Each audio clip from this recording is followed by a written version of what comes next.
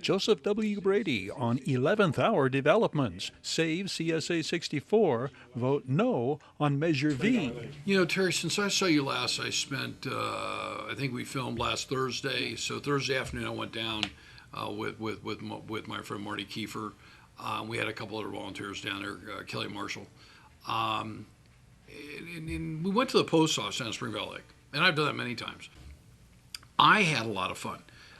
What I said the last time we filmed this, and I'm going to look into the camera lens. For those people in Spring Valley Lake that are in a leadership role, I'm begging you to stop considering that there's just so many people in leadership, and remember that there's 4,215 lots. They're 93% built out. We have 12,000 people in there, and they all have an opinion. And I can tell you, Terry, without a doubt, people are real frustrated. I think that part of their frustration is going to come out in this election. I think that people are mad. People have said they don't listen to me. There's the group. I will tell you one thing I've heard 4 times, and for those of you listening, you can argue about it or not. But when 4 different people tell you in 3 different days that they believe that there's a group of people controlling Spring Valley Lake that sit at Spring Valley Lake Country Club and drink all day long, that's not good. So obviously, I'm not pointing fingers. I'm just telling you what people say. If you like it, great. If you don't, if you don't believe me, ask Marty Kiefer. So Marty's right there. That was shocking. But people don't believe that they're being heard. They believe that there's a small group of people that are controlling Spring Valley Lake. And I really do, and I said this last time, if I were the general manager, if I was Alfred Logan, if I were Brian Bickert, I would sit down in one of the next board meetings right after the election, because I think after the election might be a wake-up call. I think the numbers may not prove out the way that some people want it. I know there are some people on the association board that really want this to go through, and I've been told there are people in the association office that want it to go through. So let's assume that it doesn't go through the way they want. I think now it's time to sit down and say, who are those people within the association we need to bring together, okay? What do we do to improve Spring Valley Lake? What do we do to ensure that Spring Valley Lake Association acquires Spring Valley Country Club, okay? I think at this point, I would absolutely assure you, Terry, and there's going to be people that watch this that are going to get really mad. There's not a chance that you're going to get the association members to buy that country club right now. Until the association, I think, goes back and says, what are we doing right? What are we doing wrong? What can we do better? How can we better listen to you? Okay. I was a part of Spring Valley Concerned Property Owners. I helped form it with Jim Carr. Okay. And the idea was to handpick people that would run for the board. Well, I think those days are over. I really got the feeling from people that they're really frustrated. And I'm not going to live in Spring Valley Lake for forever. But Spring Valley Lake is where Deb and I on Halloween will have celebrated 32 years of our relationship, okay? And I think we may be renewing our 25th anniversary next year at our house. So Spring Valley means a whole lot, but I'm not deterred by a couple people that want to, intimidate or bully. This is not high school. Okay, so it's not a popularity contest. That because I can tell you the amount of people that Terry, these are all. This is just this week's emails saying, "Hey, I want to give money. I want to get involved." So, for those that are watching this, I'm going to get involved after this election, win, lose, or draw. Okay, and I guess we could push this thing to the absolute limits. We either support the country club under the right plans. We either support the right people in office, or we don't. But I am going to get back involved, and I'm going to tell you what's funny. I've had people say to me, "What would it take for you to run? What would it take for you to get more involved?" Well, I was involved. I got involved in the college. I'm due to get out in 2022. That now may change, and I think the association and its members, we got some great people down there, and I also want to correct.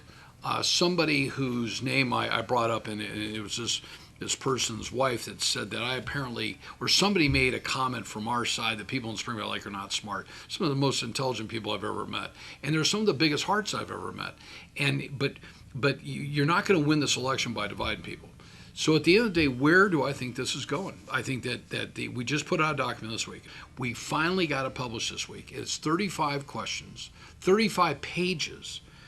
And I think there's close to 40 questions on there. If anybody wants a copy of that, just text me, 760-954-4567. Give me your email and we'll send it to you.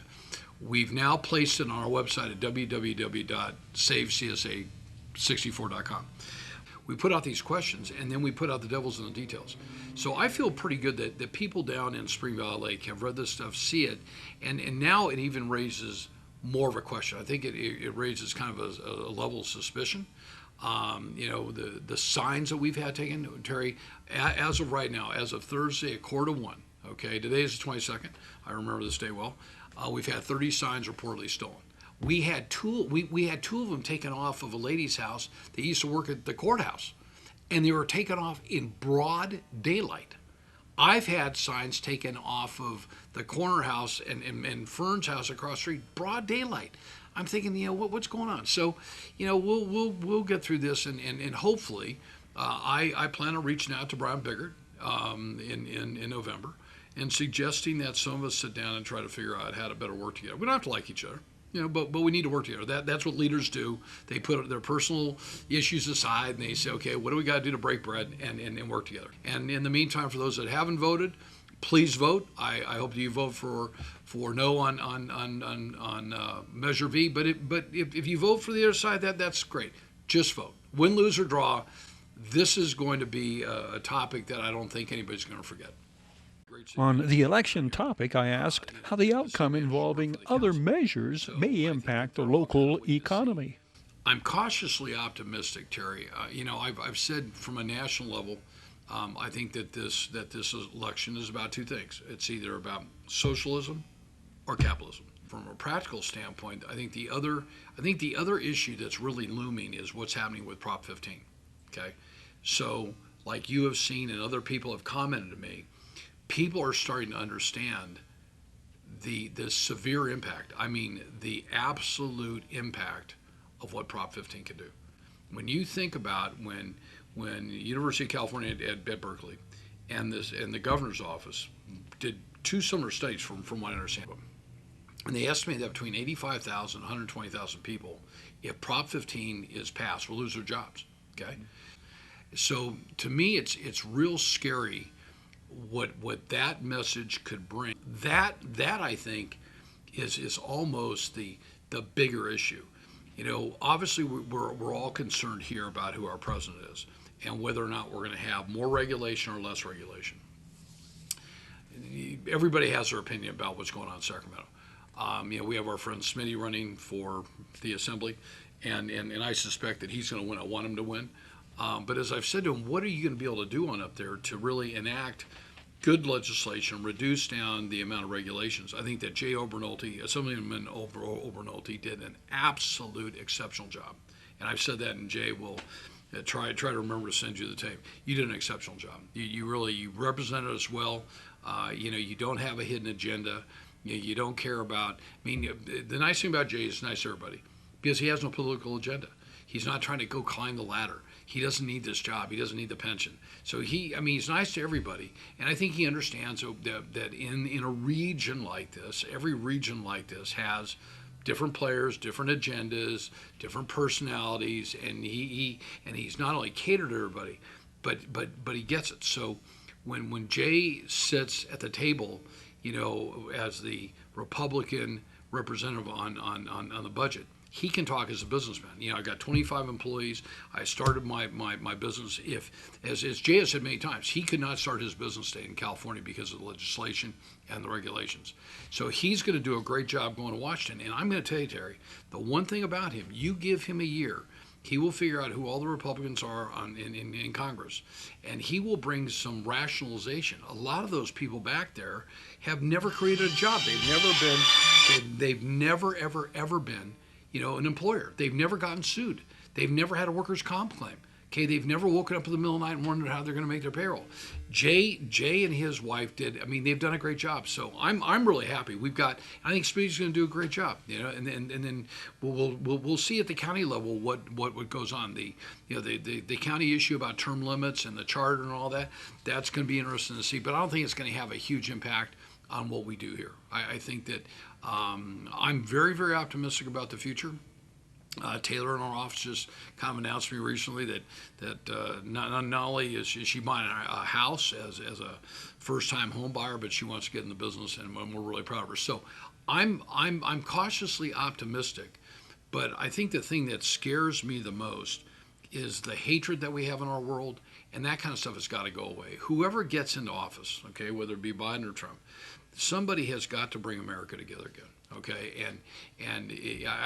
we need a leader that can lead us and cut this out, because I think that's what stops investment when people are kind of worried and they say, I want to go to Canada.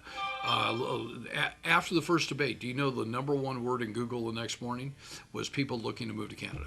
So that tells you where things are at. So that's my prediction. And I don't know if I totally answered your question or not, but I'm feeling good. I mean, we're moving ahead and we're spending money.